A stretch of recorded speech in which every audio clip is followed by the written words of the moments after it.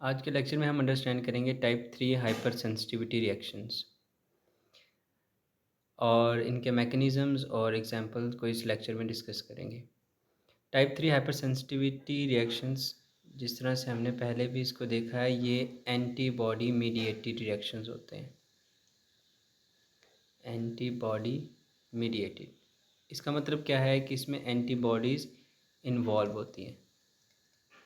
जिस तरह से टाइप 1 के अंदर IgE, टाइप 2 के अंदर IgG और IgM इन्वॉल्व थी, इसी तरह से टाइप 3 हाइपर सेंसिटिव रिएक्शंस के अंदर भी एंटीबॉडीज़ इन्वॉल्व होती हैं और इसके अंदर एंटीजन एंटीबॉडी कॉम्प्लेक्सेस बनते हैं। एंटीजन एंटीबॉडी कॉम्प्लेक्सेस बनते हैं।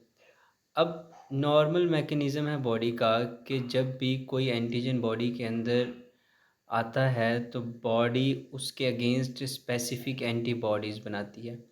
फिर वो एंटीबॉडीज़ एंटीजन के साथ बाइंड करके एंटीजन एंटीबॉडी कॉम्प्लेक्स बनता है और जब उस एंटीजन को एंटीबॉडी रिमूव कर देती है by different mechanism like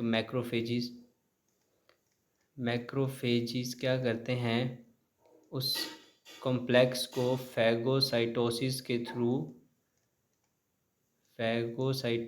through ख़त्म कर देते हैं। या रेड ब्लड सेल्स क्या करते हैं, उसको लीवर के पास लेकर जाते हैं या कॉम्प्लीमेंट सिस्टम को एक्टिवेट करते हैं और उस कॉम्प्लीमेंट सिस्टम के एक्टिवेशन की वजह से क्या होता है कि उन एंटीजन एंटीबॉडी कॉम्प्लेक्सेस को की लाइसिस करवा दी जाती है, उनको ख़त्म करवा दिया जाता है। ये नॉर्मल पाथवे है और इसी तरह से किसी भी एंटीजन को बॉडी में से क्या किया जाता है, रिमूव किया जाता है। अब ये डिपेंड करता है कि ये जो रिएक्शन है इसकी मैग्नीट्यूड क्या होगी, यानी ये स्वेयर होगा, माइल्ड होगा, नॉर्मल सा रिएक्शन होगा। ये डिपेंड एक्चुअली करता है कि जो कॉम्प्लेक्सेस बने हैं उनका नंबर क्या है और उनका साइज़ क्या है। Size of antigen antibody complexes और number of antigen antibody complexes. दूसरी बात, उनकी डिस्ट्रीब्यूशन कि बॉडी के अंदर वो कितने डिस्ट्रीब्यूटेड हैं। क्या वो सिर्फ बॉडी के एक पार्ट के अंदर हैं या वो डिफरेंट ऑर्गन्स में डिपॉजिट हुए पड़े हैं। अगर ज़्यादा डिस्ट्रीब्यूटेड है बॉडी के अंदर तो उतना सीवियर जो है टाइप 3 सेंसिटिव रिएक्शंस होंगे। और थर्ड चीज़ क्या आ जाती है कि वो बॉडी का फैगोसिटिक सिस्टम किस तरह का है। फैगोसिटिक सिस्टम जिसने एक्चुअली क्या करना था, इन एंटीजन एंटीबॉडी कॉम्प्लेक्सेस को बॉडी से रिमूव करना था। अगर वो वीक है तो ये ज़्यादा देर तक बॉडी के अंदर रहेंगे और अगर वो स्ट्रॉन्ग है तो इनको फौरी तौर पर बॉडी से रिमूव कर दिया जाएगा। अब नॉर्मल मैकेनिज़्म हमने अंडरस्टैंड किया कि कोई भी एंटीजन किसी पर्सन की बॉडी में आया तो उस पर्सन ने उसके अगेंस्ट एंटीबॉडीज़ बनाना स्टार्ट कर दी। अब ये एंटीबॉडीज़ क्या करती हैं, ये इस एंटीजन के साथ बाइंड कर जाती हैं। तो एंटीजन एंटीबॉडी कॉम्प्लेक्स बन गया। जब ये एंटीजन एंटीबॉडी कॉम्प्लेक्स बनता है तो ये एंटीबॉडीज़ के FC रीजन के अंदर मॉडिफिकेशंस आती हैं। ये एंटीबॉडी का FC रीजन है, उसमें मॉडिफिकेशंस आती हैं। जिन मॉडिफिकेशंस को रिकॉग्नाइज करते हैं मैक्रोफेजेस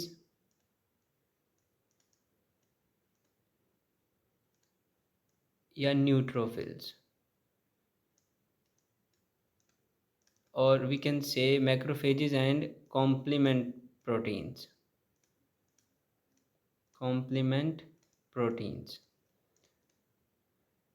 तो क्या हुआ, मैक्रोफेजेस की सरफेस के ऊपर स्पेशल टाइप का रिसेप्टर प्रेजेंट होता है। इसी तरह से जो कॉम्प्लीमेंट प्रोटीन्स होती हैं वो भी रिकॉग्नाइज करती हैं। ये मैक्रोफेज है, इसकी सरफेस के ऊपर रिसेप्टर प्रेजेंट है जो रिकॉग्नाइज करेगा इस modified FC region of antibody को, जो इस मैक्रोफेज को सिग्नल भेजेगा कि मेरे साथ एंटीजन अटैच है और हमें इस एंटीजन को बॉडी से रिमूव करना है। तो मैक्रोफेज क्या करेगा, इसकी फैगोसाइटोसिस कर देता है, फैगोसाइटोसिस। और इस तरह से क्या होता है कि इस एंटीजन एंटीबॉडी के कॉम्प्लेक्स को बॉडी से रिमूव कर दिया जाता है। बट समटाइम्स ऐसा होता है कि बॉडी इन इम्यून कॉम्प्लेक्सेस को बॉडी से रिमूव नहीं कर पा रही होती। वो कौन सी कंडीशंस होती हैं, जब एंटीजन एंटीबॉडी के बड़े ही स्ट्रॉन्ग लैटिसेस बनते हैं, यानी एक एंटीजन की एबिलिटी है कि वो स्ट्रॉन्ग कॉम्प्लेक्सेस बना सकती है, बड़े कॉम्प्लेक्सेस बना सकती है। जब ये बड़े कॉम्प्लेक्सेस बनाती है तो ह्यूज कॉम्प्लेक्सेस को फैगोसाइटोज करना या बॉडी से रिमूव करना वो क्वाइट डिफ़िकल्ट है। और इसी डिफ़िकल्टी की वजह से कुछ बड़े कॉम्प्लेक्सेस बॉडी से रिमूव नहीं हो पा रहे होते, और जब ये बड़े कॉम्प्लेक्सेस बॉडी से रिमूव नहीं होते तो ये टिश्यूज़ के अंदर डिपॉज़िट हो जाते हैं, वहाँ पर इन्फ्लेमेटरी रिस्पॉन्स कॉज़ करते हैं। दूसरी क्या रीज़न होती है कि कुछ एंटीजेंस के पास एक एक्स्ट्रा ऑर्डिनरी अफिनिटी होती है टुवर्ड पर्टिकुलर टिश्यू, यानी कुछ एंटीजेंस ऐसे हैं जो किडनी के टिश्यूज़ को की तरफ अट्रैक्ट होते हैं। They have more affinity towards kidney tissues. कुछ जो हैं वो ब्लड वेसल्स की तरफ अट्रैक्टेड होते हैं, तो ये ब्लड वेसल्स में रहना पसंद करते हैं। तो जब ये इस तरह के टिश्यूज़ में एक्यूमुलेट होते हैं, डिपॉज़िट होते हैं, वहाँ पर ये type 3 hyper sensitivity reaction cause करते हैं और इन्फ्लेमेटरी रिस्पॉन्स कॉज़ करते हैं। थर्ड, जिसकी वजह से एंटीजन एंटीबॉडी कॉम्प्लेक्सेस को बॉडी से रिमूव नहीं किया जाता वो है हाई चार्ज ऑफ एंटीजन। कुछ एंटीजन्स होते हैं जिनके ऊपर जो चार्ज होता है वो बहुत ज़्यादा होता है। अब ये चार्ज ज़्यादा होने से क्या होता है, ये मैक्रोफेजेस जिन्होंने इन एंटीजन्स को बॉडी से रिमूव करना था, उन मैक्रोफेजेस की फैगोसिटिक एबिलिटी को इफ़ेक्ट करते हैं। फैगोसिटिक एबिलिटी को क्या करते हैं, ये अफेक्ट करते हैं, जिसकी वजह से macrophages properly completely in antigens को बॉडी से रिमूव नहीं कर पा रही होती। थर्ड चीज़ क्या आ जाती है, और सबसे इम्पॉर्टेंट चीज़, फैगोसिटिक सिस्टम। एक पर्सन का फैगोसिटिक सिस्टम ही बहुत वीक है। तो जब वो वीक है तो इसकी वजह से इन इम्यून कॉम्प्लेक्सेस को बॉडी से रिमूव नहीं किया जा सकेगा और वो डिपॉजिट होंगे डिफरेंट टिश्यूज़ के अंदर, और टाइप 3 हाइपर सेंसिटिव रिएक्शंस जो हैं वो स्टार्ट हो जाते हैं। अब नेक्स्ट और इम्पॉर्टेंट स्लाइड जो हाइपर सेंसिटिविटी टाइप 3 से रिलेटेड है वो उसका मैकेनिज़्म है। इस मैकेनिज़्म को अंडरस्टैंड करना बहुत ज़रूरी है। हमने क्या अंडरस्टैंड किया कि इम्यून कॉम्प्लेक्सेस बन गए, एंटीजन बॉडी के अंदर आया और बॉडी ने क्या किया, उसके अगेंस्ट एंटीबॉडी बनाई और एंटीबॉडी इसके साथ कंबाइन करके एक कॉम्प्लेक्स बना लिया। अब ये जो एंटीजन एंटीबॉडी कॉम्प्लेक्स है ये बेसिकली ट्रिगर करता है इम्यून सेल्स को। इम्यून सेल्स को ये ट्रिगर करता है। वो कौन कौन सी इम्यून सेल्स हैं? Mast cells, neutrophils and macrophages. Mast cells, neutrophils और मैक्रोफेजेस को जब ये ट्रिगर करता है तो ये स्पेशल टाइप के केमिकल्स रिलीज़ करते हैं। और वो मीडिएटर्स या केमिकल्स कौन कौन से हैं? वो वैज़ो एक्टिव केमिकल्स हैं या मीडिएटर्स हैं या इन्फ्लेमेटरी साइटोकाइंस हैं। Inflammatory cytokines. Vasoactive chemicals या मीडिएटर्स कौन से हैं हमारे पास? Histamine. Mast cells histamine release करते हैं। मास्ट सेल्स या डिफरेंट मैक्रोफेजेस ये प्रोस्टाग्लैंडिन्स रिलीज़ करते हैं। ये क्या रिलीज़ करते हैं? ये ल्यूकोट्राइन्स रिलीज़ करते हैं। और ये इसी तरह से इंटरल्यूकिन्स रिलीज़ होती हैं। IFN gamma, interferon gamma, tumour necrotic factor alpha. तो ये सारे मिलकर असल में करते क्या हैं? ये वस्कुलर परमेबिलिटी को इंक्रीज़ करते हैं। वस्कुलर परमिएबिलिटी को इंक्रीज़ करते हैं। अब वस्कुलर परमेबिलिटी की इंक्रीज़ होने का क्या मतलब है कि जो नियर बाय ब्लड वेसल्स होंगी, तो ब्लड वेसल्स के अंदर जो एपिथेलियल सेल्स होते हैं, ये नॉर्मल एपिथेलियल सेल्स हैं। और जब ये केमिकल्स रिलीज़ होते हैं, तो ये जो सेल्स हैं, ये कॉन्ट्रैक्ट होते हैं, जिसकी वजह से इन ब्लड वेसल्स में स्पेस क्रिएट हो जाती है। और ये जो कॉम्प्लेक्सेस बने थे ब्लड के अंदर, वो सारे के सारे नियर बाय टिश्यूज़ के अंदर आना स्टार्ट हो जाएँगे और उधर जाकर वो डिपॉज़िट होंगे। अब जैसे ही वो नियर बाय टिश्यूज़ में डिपॉज़िट होंगे, तो कॉम्प्लीमेंट सिस्टम की बारी आ जाएगी। कॉम्प्लीमेंट सिस्टम की कुछ प्रोटीन्स हैं, जिस तरह से C3a एंड C5a, इनको कहते हैं एनाफिलाटॉक्सिन्स।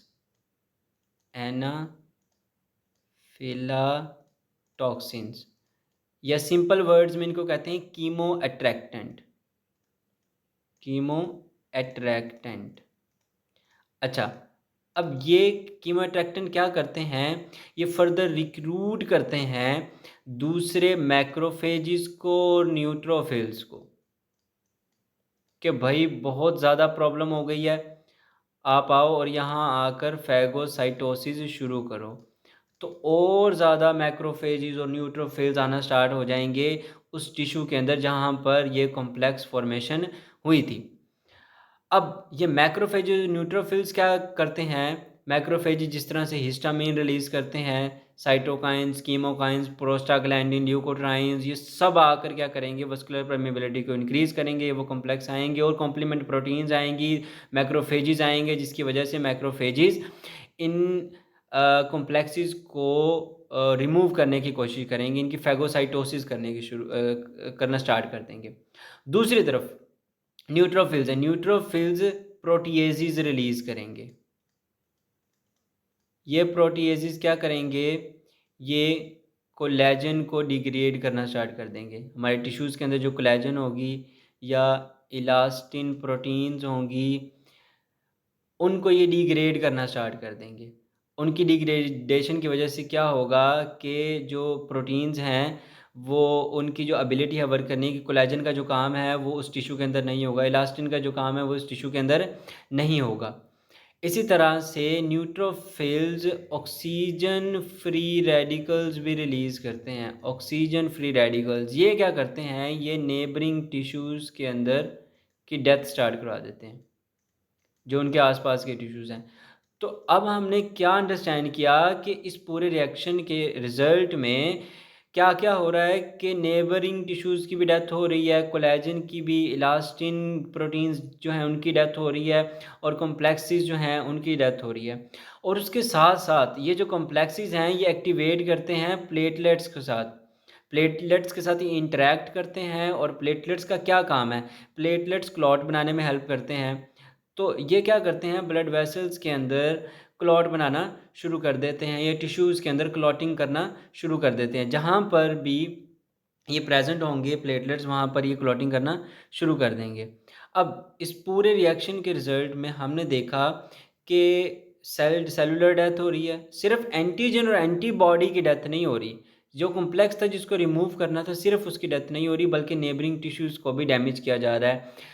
और उन टिश्यूज़ के अंदर जो प्रोटीन्स प्रेज़ेंट हैं, अगर हम बोन्स की बात करें तो कोलेजन प्रोटीन उसके अंदर प्रेज़ेंट है, तो बोन्स के अंदर अगर ये एक्यूमुलेट करते हैं या उसके अराउंड टिश्यूज़ के अंदर एक्यूमुलेट करते हैं, तो वहाँ पर कोलेजन को ब्रेक डाउन करते हैं, जिसकी वजह से टिश्यूज़ की डैमेज हो रही है। इस वजह से इन रिएक्शंस को हाइपर सेंसिटिव रिएक्शंस कहते हैं, कि ये सिर्फ़ एंटीजन और एंटीबॉडी को बॉडी से रिमूव नहीं कर रहे, स्पेसिफिकली एंटीजन को बॉडी से रिमूव नहीं कर रहे, बट ये उस पर्सन के, उस इंडिविजुअल के डिफरेंट टिश्यूज़ को भी डैमेज कॉज कर रहे हैं, और उससे उस इंडिविजुअल को क्या हो जाएगा? फीवर हो जाएगा, उसको रैशेज़ हो जाएंगे। रैशेज़ क्यों हो रहे हैं? क्योंकि वस्कुलर परमेबिलिटी इंक्रीज़ हो रही है। जॉइंट पेन क्यों हो रही है? क्योंकि अगर ये बोन्स के टिश्यूज़ के अंदर ये कॉम्प्लेक्सेस एक्यूमुलेट होते हैं, डिपॉज़िट होते हैं, तो वहाँ पर कोलेजन की डिस्ट्रक्शन, दूसरी प्रोटीन्स की डिस्ट्रक्शन की वजह से जॉइंट पेन होना स्टार्ट हो जाएगी। और एक और मेंशन मैं कर दूँ, कार्टिलेज, बोन्स के जो ऊपर कार्टिलेज होता है, उनके अंदर जो है डिस्ट्रक्शन स्टार्ट हो जाएगी, तो आर्थराइटिस की प्रॉब्लम हो जाएगी और प्रोटीन्स आना स्टार्ट हो जाएंगी यूरिन के अंदर। उस वक्त जब ये इम्यून कॉम्प्लेक्सेस कब कहाँ पर बनेंगे, किडनी के अंदर बनेंगे। अगर ये इम्यून कॉम्प्लेक्सेस किडनी के अंदर बन रहे हैं तो किडनी का क्या काम है, ब्लड को फिल्टर करना। तो फिल्ट्रेशन बैरियर को ये डिस्ट्रॉय करेंगे और जो ब्लड के अंदर जो प्रोटीन्स हैं वो सारी की सारी किस में आना स्टार्ट हो जाएंगी, यूरिन में आना स्टार्ट हो जाएंगी। तो ये टोटल कंप्लीट मैकेनिज्म है टाइप 3 हाइपर सेंसिटिविटी रिएक्शंस का कि किस तरह से वो रिएक्ट करते हैं। अब ये डिपेंड करता है कि ये टाइप 3 रिएक्शंस हो कहाँ पर रहे हैं। अगर तो ये ब्लड वेसल्स के अंदर हो रहे हैं तो इनको हम कहते हैं वेस्कुलाइटिस। अगर ये ब्लड वेसल्स के अंदर रिएक्शंस हो रहे हैं, अगर ये किडनी के अंदर हो रहे हैं तो इनको ग्लोमेरुलोनेफ्राइटिस कहते हैं, और अगर ये जॉइंट्स में हो रहे हैं तो तब इनको आर्थराइटिस कहते हैं। तो ये डिपेंड करता है कि किस जगह पर ये टाइप 3 हाइपर सेंसिटिविटी रिएक्शंस हो रहे हैं। उसके बाद ये तो हमने अंडरस्टैंड किया कि टाइप 3 हाइपर सेंसिटिव रिएक्शंस होते क्या हैं।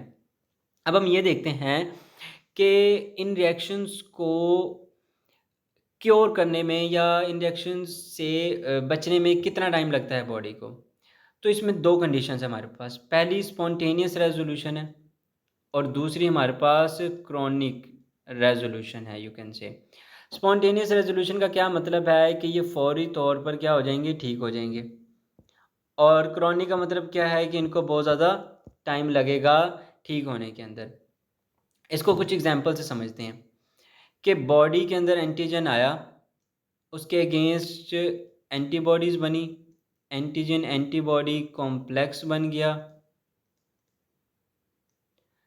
और उस एंटीजन एंटीबॉडी कॉम्प्लेक्स को अब बॉडी से रिमूव करना है। अगर तो ये एंटीजन एंटीबॉडी कॉम्प्लेक्स सिर्फ एक ही है, ठीक है, एक है लेकिन बड़ा है, तो इसको बॉडी से इजीली रिमूव कर दिया जाता है फौरी तौर पर।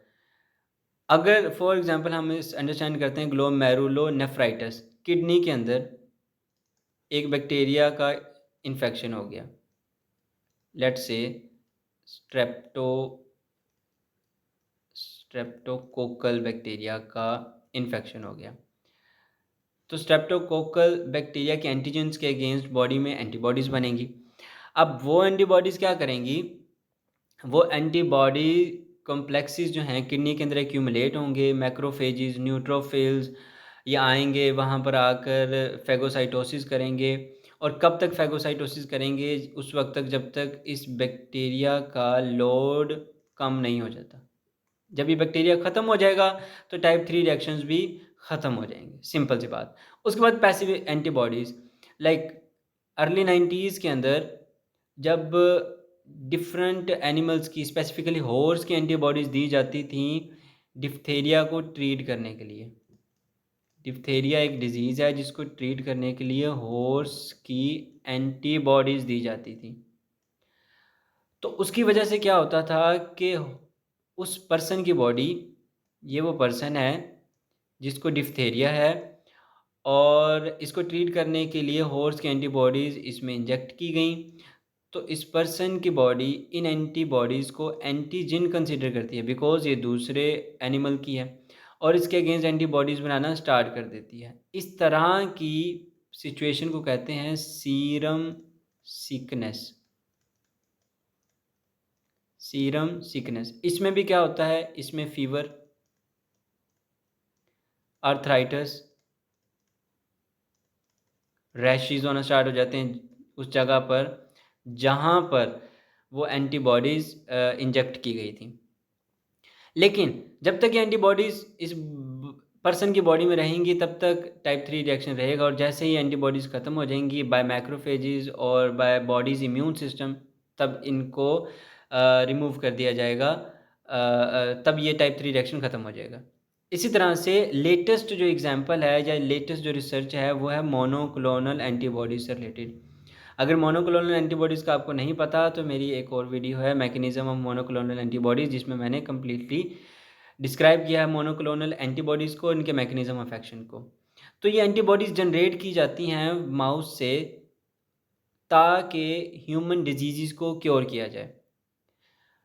तो माउस ड्रिवन होने की वजह से, माउस की एंटीबॉडीज़ होने की वजह से जब ये ह्यूमन की एंटीबॉडी में जाती हैं तो वहाँ पर ये टाइप 3 रिएक्शन स्टार्ट कर देती हैं और सीरम सिकनेस की तरह की सिम्पटम्स शो करती हैं, या आर्थराइटिस, रैशेज़ और फीवर वगैरह जो हमने पढ़ी हैं।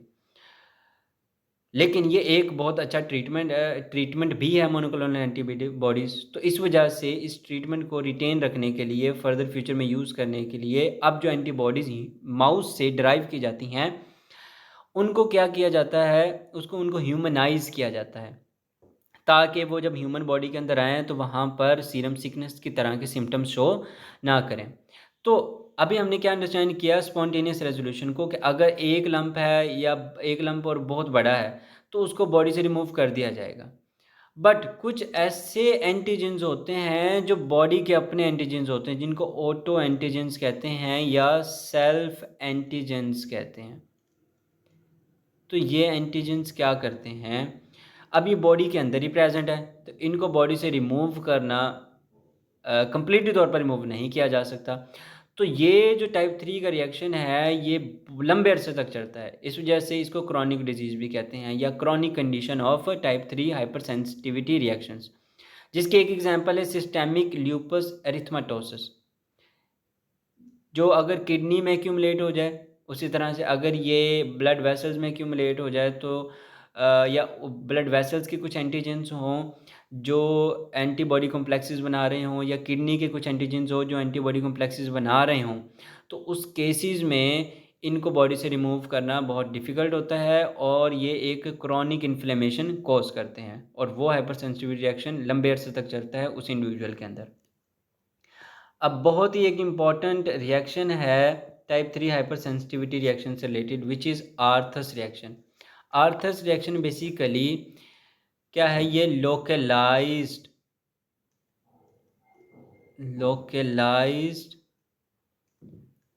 टाइप 3 हाइपर सेंसिटिव रिएक्शन है, और ये मेडिकली बहुत इंपॉर्टेंट है। इसको लेबॉर्ट्री में यूज़ किया जाता है to check antigen antibody reaction. इसको मैं फर्दर इलैबोरेट करता हूँ। इसका प्रोसीजर क्या है कि ये एक पर्सन है जिसकी बॉडी में एक एंटीजन इंट्रोड्यूस किया गया, इंजेक्ट किया गया इंटरडर्मली, यानी उसकी स्किन के अंदर। ये उसका बाजू है, और उस बाजू में क्या किया गया, इंजेक्ट किया गया एक एंटीजन। अब इस एंटीजन के बारे में एक स्पेसिफिसिटी ये है कि इस पर्सन की बॉडी के अंदर एंटीबॉडीज़ ऑलरेडी प्रेजेंट हैं इस एंटीजन के अगेंस्ट। तो नॉर्मल मैकेनिज़्म क्या होगा कि ये जब एंटीजन इस पर्सन की बॉडी में इंट्रोड्यूस किया जाएगा स्किन के थ्रू, तो एंटीबॉडीज़ आएँगी, इसके साथ एंटीजन एंटीबॉडी कॉम्प्लेक्सेस बन जाएँगे उसी जगह पर जहाँ पर क्या होगा, इंजेक्ट किया होगा। तो उसके सराउंडिंग में जितनी भी रेड ब्लड सेल्स होंगी, उन रेड ब्लड सेल्स के अंदर से एंटीबॉडीज़ निकलेंगी, और निकलने के बाद वो एंटीजेंस के साथ कॉम्प्लेक्सेस बन जाएंगे। तो जितने भी ये कॉम्प्लेक्सेस बनेंगे, वो असल में क्या कॉज करेंगे, type 3 hyper sensitivity reaction cause कर देंगे। और ये जो रिएक्शन है, ये तकरीबन 4 से 6 घंटे के बाद होता है। 4 से 6 घंटे के बाद, ये फ़ौरी तौर पर नहीं रिएक्शन होता, जिस तरह से टाइप 1 के अंदर फ़ौरी तौर पे इमीडिएट रिएक्शन होता है। तो इस रिएक्शन को यूज़ किया जाता है एंटीजन एंटीबॉडी रिएक्शन को चेक करने के लिए, कि किस तरह से कॉम्प्लीमेंट सिस्टम पार्टिसिपेट करता है, और एंटीजन एंटीबॉडी कॉम्प्लेक्सेस बनते किस तरह से हैं, और किस तरह से वो डिस्ट्रॉय करते हैं एंटीजन एंटीबॉडी कॉम्प्लेक्सेस को। अब यहाँ पर एक कन्फ्यूजन है जो दूर करने वाली है, वो है टाइप 1 की टाइप 3 के साथ। टाइप 1 में भी हमने ऑलमोस्ट यही चीज़ें पढ़ी थी, कि टाइप 1 में फॉरेन एंटीजन आता है जो नॉर्मली एलर्जन होता है, तो और वो बॉडी के अंदर इन्फ्लेमेटरी रिस्पॉन्स कॉज करता है। लेकिन दोनों की टाइमिंग में डिफरेंस है, और जो सेल्स इसमें पार्टिसिपेट करते हैं उसमें डिफरेंट है। टाइप 1 के अंदर हमने पढ़ा था कि मास्ट सेल्स इन्वॉल्व होते हैं, और टाइप 3 के अंदर हमने देखा है कि मैक्रोफेजेस, न्यूट्रोफिल्स और कॉम्प्लीमेंट सिस्टम की प्रोटीन्स इन्वॉल्व हैं। उसके अलावा इसमें जो है एंटीबॉडी इन्वॉल्व थी वो IgE थी, इसमें जो एंटीबॉडी इन्वॉल्व होती है वो IgG इन्वॉल्व होती है।